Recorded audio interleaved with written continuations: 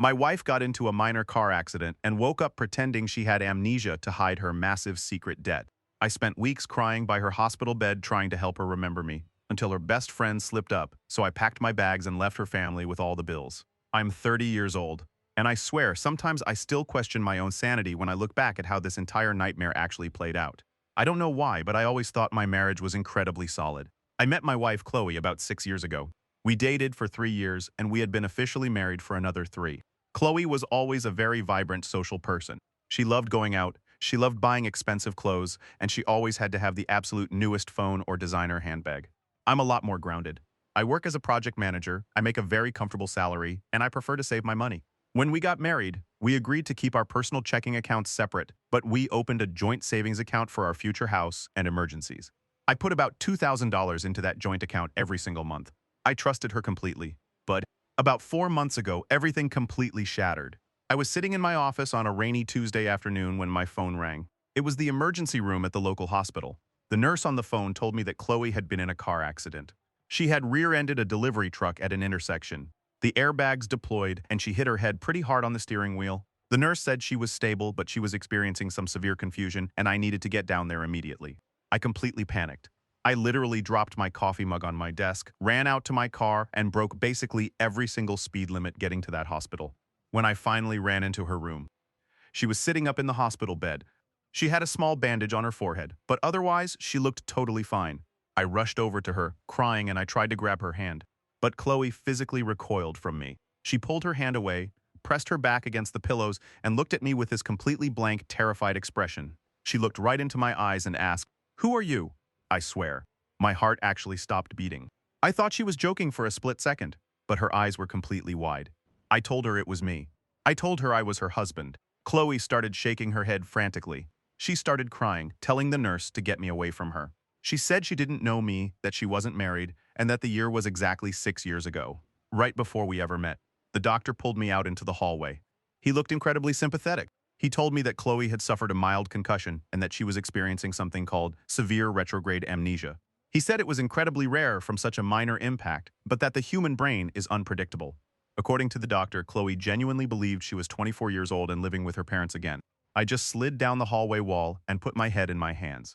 I was completely devastated. The woman I loved, the woman I had built an entire life with, looked at me like I was a complete stranger who was trying to attack her. For the next 3 weeks, my life was an absolute living hell. Chloe was discharged from the hospital, but she absolutely refused to come home with me. She said she was terrified of my house because she didn't recognize it. So, her parents drove into town and took her back to their house to recover. Her parents completely iced me out. Her mother actually told me that my presence was causing Chloe too much emotional distress and that I needed to give her space. But I didn't give up. I am her husband. I took a leave of absence from work. I spent my entire days putting together massive photo albums of our vacations, our wedding, and our apartment. I would drive over to her parents' house, sit on their couch for hours, and gently try to show her the pictures to spark her memory. Every single time, Chloe would just look at the photos with this blank, empty stare. She would tell me she felt nothing. Sometimes she would even start crying and lock herself in her childhood bedroom, leaving me sitting there alone with her hostile parents. I was paying all of her medical bills out of my own pocket. I was paying her car insurance deductibles. I was emotionally and financially draining myself just to try and save my wife. And then, on a random Thursday evening, the entire illusion completely fell apart. Chloe's best friend Jessica came into town to visit her. Jessica has always been incredibly loud and not very bright. She was one of those people who always wanted to be involved in the drama. I was sitting in the kitchen at my in-laws' house, quietly making a cup of tea, feeling completely exhausted. Chloe and Jessica were sitting out on the back patio. The sliding glass door was cracked open just a tiny bit to let the evening breeze in. I was about to walk out there to offer Jessica a drink when I heard them talking. And it wasn't the slow, confused talking Chloe had been doing for 3 weeks. Her voice was completely normal. It was fast, sharp, and totally coherent. I stopped dead in my tracks. I pressed my back against the kitchen wall and just listened. Jessica was laughing. She actually giggled and asked Chloe, "So, how much longer are you going to keep this amnesia thing up? Because your mom is driving me crazy, and I really want us to go to the winery this weekend." I literally stopped breathing. I stood there in the dark kitchen, gripping the edge of the counter so hard my knuckles turned white. I heard Chloe let out this heavy, annoyed sigh. "I don't know," Chloe replied, her voice sounding completely fine. "I just need a few more weeks until the personal loan default clears. If I go back to my house right now, he is going to see the collection letters in the mail." I checked my credit report this morning, and it is a total disaster. If he finds out I secretly took out $45,000 in his name to pay off my credit cards, he is going to divorce me. And that was it. That was the exact moment my entire marriage died. I swear. The floor could have completely opened up and swallowed me whole right in that kitchen, and I wouldn't have even noticed. My brain completely short-circuited. I just stood there in the dark, listening to the crickets outside and the clinking of their wine glasses. She faked a brain injury. She looked me dead in the eye, watched me completely break down in a hospital room, and pretended I was a terrifying stranger. She let me spend 3 agonizing weeks making photo albums and crying myself to sleep, all to hide financial fraud. I didn't storm out onto the patio. I didn't scream at her or flip the patio table. I honestly felt way too sick to my stomach to even look at her face. I just set my tea mug down on the granite counter, completely silently, and I walked right out the front door of her parents' house. I got into my car and drove away into the night. The drive back to our empty house was the longest, most surreal drive of my entire life. I didn't turn the radio on.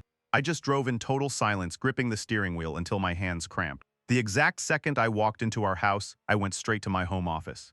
I opened my laptop, paid $35 to an online credit bureau, and pulled a comprehensive, deep-level credit report on myself. The PDF loaded on my screen, and there it was. 2 massive, high-interest personal loans, 4 different retail credit cards that were completely maxed out. The total balance was just over $45,000. Every single one of them had been opened in the last 2 years. Some were in my name, where she had obviously forged my digital signature. Some were joint accounts I had absolutely no idea existed. And then, my heart completely dropped into my stomach. I logged into our joint savings account. The one we agreed was strictly for emergencies and a down payment on a house. The one I had been depositing exactly $2,000 into every single month for 3 years. It was gone. The entire balance. There was exactly $14.12 left in the account. She hadn't just been hiding debt. She had been living an entirely secret, double life. She was buying designer bags, going on expensive weekend trips with Jessica, and eating at 5-star restaurants while I was sitting at my desk working late to secure our future. And when the massive house of cards finally started to collapse, when the collection agency started calling her phone, she rear-ended a truck, bumped her head, and decided to play the ultimate victim card to buy herself some time.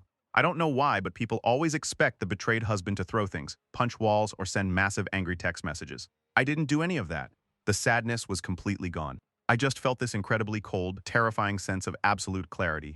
She wanted to pretend I didn't exist. Fine. I was going to make that her permanent reality. I took the next 3 days off from work. I didn't answer a single text from her parents asking where I was. I bought a dozen heavy-duty moving boxes and I packed up every single thing I owned in that house. My clothes, my electronics, my family heirlooms. I didn't touch a single piece of her stuff. I just erased myself from the environment entirely. Then, I drove downtown and hired the most ruthless, aggressive divorce attorney I could find. I sat in his incredibly nice office and handed him the printed credit reports, the bank statements showing her massive secret transfers, and the medical bills I had been paying out of pocket. Then, I told him about the fake amnesia and the conversation I overheard on the patio. My lawyer actually took his glasses off and rubbed his eyes. He told me it was the most insane, sociopathic attempt at avoiding financial responsibility he had ever seen in 30 years of practicing family law. We immediately drafted the divorce papers. But we didn't stop there. Because she had forged my signature on federal loan documents and stolen my identity to open those credit cards, my lawyer helped me file a formal massive police report for identity theft and financial fraud. We legally separated my clean assets from her toxic debt. I transferred my direct deposits to a brand new, highly secure bank account at a completely different institution. And then, I started cutting the financial cords. I logged into my portals and completely canceled the autopay on her expensive car insurance. I canceled her cell phone plan. I stopped paying the massive hospital bills for her fake brain injury, and I legally transferred the billing address for all of those medical debts directly to her parents' house. I was officially a ghost. I loaded my boxes into a moving truck, handed the keys to my landlord to break my half of the lease, and I moved into a beautiful, quiet apartment on the other side of the city. By Friday afternoon, the trap was completely set. I was just waiting for her to finally slip up in front of her family. I swear, those first few days in my new apartment were the most peaceful days I had experienced in years. I just unpacked my boxes, ordered some takeout, and let my lawyer handle the absolute hurricane that was about to hit her parents' house. It took exactly 4 days for the reality to completely crash down on them on a Tuesday afternoon. The mail arrived at my in-laws' sprawling suburban house. But it wasn't just regular mail. It was a massive stack of forwarded hospital bills for her fake brain injury. We are talking emergency room fees, expensive scans, and specialist consultation, easily totaling around $18,000. And right underneath those hospital bills were the massive, bright red collection notices for the $45,000 in secret credit card debt. I didn't have to be there to know exactly what happened, because my lawyer got the absolute most panicked, hysterical phone call from my mother-in-law later that exact same day. Apparently, when Chloe's parents opened the mail and saw the massive mountain of debt with their daughter's name on it, they completely freaked out. Her dad marched right into her childhood bedroom and demanded to know what was going on. Chloe immediately tried to play the amnesia card again. She probably started crying, putting her hands over her ears, acting like she was a terrified 24-year-old who had absolutely no idea what a credit card even was. But she completely forgot that her cell phone plan was tied to my account.